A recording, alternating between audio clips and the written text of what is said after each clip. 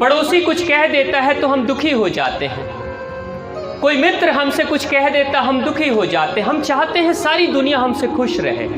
ऐसा कभी हो सकता है राय साहब? कभी दुनिया को खुश रख पाए हैं भगवान श्री राम? कभी दुनिया को खुश कर पाए हैं भगवान श्री कृष्ण? आज श्री कृष्ण के ज्ञान की पढ़ाई हो रही है पूरे विश्व के सभी यूनिवर्सिटीज में, लेकिन जब श्री कृष्ण थे तो क्या उनसे लोग खुश थे? क्या श्री राम जब थे, जिनकी पूजा हम कर रहे हैं, जिनके मंदिर को बनाने के लिए लोगों ने अपने सीने पे गोलियां खा ली कि श्री राम का मंदिर बनना चाहिए, लेकिन जब श्री राम थे तो क्या लोग उनसे खुश थे? ये दुनिया का नियम है। ये दुनिया कभी किसी से 100% खुश नहीं हो सकती। अगर आपकी भी शिकायत कोई कर रहा है तो समझ लेना इस दुनिया का यही नियम है। इस दुनिया का यही नियम है, कहीं खुशी कहीं गम, कहीं शिकायत कहीं तारीफ, ये मिलती ही मिलती है। अगर आपके जीवन में आपके पीठ के पीछे कोई शिकायत कर रहा है तो ये भी देखना कोई तारीफ भी तो करता है आपकी। ऐसा कभी नहीं होता, इस धरती पर एक भी इंसान आपको नहीं मिलेगा जिसकी शिकायत सभी लोग करते हो, ऐसा कभी नहीं हो सकता। पागल इंसान भी अगर होगा ना, पागल, उसकी भी तारीफ करने वाले लोग मिलेंगे, कहेंगे सीधा है, पागल है मगर बहुत सीधा है।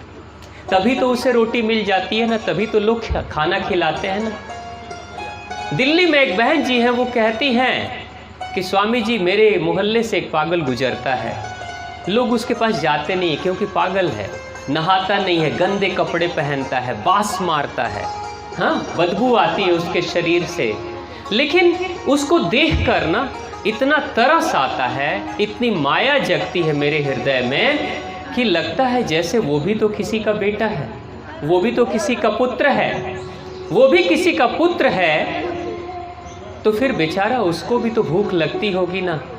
तो बहन जी क्या करती है, वो कहती है बदबू आती है उसके शरीर से, लेकिन फिर भी मैं इंतज़ार करते रहती हूँ कि वो आएगा तो मैं ले जाकर उसको खाना दे दूँगी, और उसको खाना दे देती हैं और वो खाना खा के फिर चला जाता है। आप देख रहे हो, वो पागल है, फिर भी उसको भी पसंद करने वाले, उसको भी प्रेम करने वाला कोई इस दुनिया में है। कोई उस पर पत्थर मार रहा है, कोई उसकी शिकायत कर रहा है, कोई उससे दूर भाग रहा है, लेकिन कोई है जो उसको खाना भी दे रहा है। ये ज़िंदगी, ये दुनिया ऐसे ही चलती है। आप क्यों इस दुनिया को खुश करने के चक्कर में पड़े रहते हो? भगवान गणपति गणेश ने कहा कि क्या इस दुनिया को मैं खुश करूंगा, क्या इस धरती को मैं खुश करूंगा, क्या इस संसार को मैं खुश करूंगा? मैं उसको खुश कर दूंगा जो मुझे इस धरती पर लेकर आया है। अगर वो प्रसन्न हो जाता है तो दुनिया खुश हो या ना हो कोई फर्क नहीं पड़ता।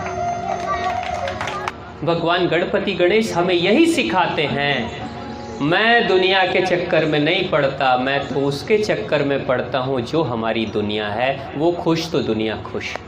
देखो, माता पिता खुश तो सारा जगत पूज रहा है उनको, माता पिता खुश है तो सारा जगत उनकी पूजा कर रहा है। लेकिन दूसरे लोग जगत को खुश करने में लगे हुए थे, उनकी पूजा पहली बार नहीं होती है। तो प्रेम से बोलिए भगवान गणपति गणेश की। और ऐसे देश में, इस भारत में, जब हमारे प्रथम पूज्य भगवान गणपति गणेश हमें सिखाते हैं कि माता पिता ही तुम्हारे प्रथम भगवान है, उस देश में हम मदर्स डे और फादर्स डे मनाते रहते हैं। हाँ, मनाते हैं ना, mother's day, father's day, teachers' day, पता नहीं कौन कौन सा डे। हाँ भाई, हमारे यहाँ तो सदियों से, हजारों वर्षों से यही परंपरा चल रही है कि हमारे माता पिता ही हमारा संसार है, तो फिर हमें उसकी पूजा करनी चाहिए। भारत की संस्कृति जो कहती है उसके अनुसार से हमें चलना चाहिए ना। भारत की संस्कृति को छोड़ रहे हैं, माता पिता को छोड़ दे रहे हैं और मदर और फादर को पकड़ ले रहे हैं। ये गुलामी की निशानी है। आपको आपकी संस्कृति से दूर किया जा रहा है। अगर कोई कहे कि भाई मदर्स डे, फादर्स डे मनाना है, तो कह देना कि गणपति गणेश की जब स्थापना करते हैं ना, तो भगवान शिव शंभु माँ पार्वती की भी मना लेते हैं, क्योंकि हमारे गणपति गणेश ने कहा है माता पिता एक ही होते हैं, वही प्रथम पूज्य हैं, वही भगवान है, वही संसार है, वही दुनिया है। तो प्रेम से बोलिए भगवान गणपति गणेश की, माँ आद्य भगवती की जय हो।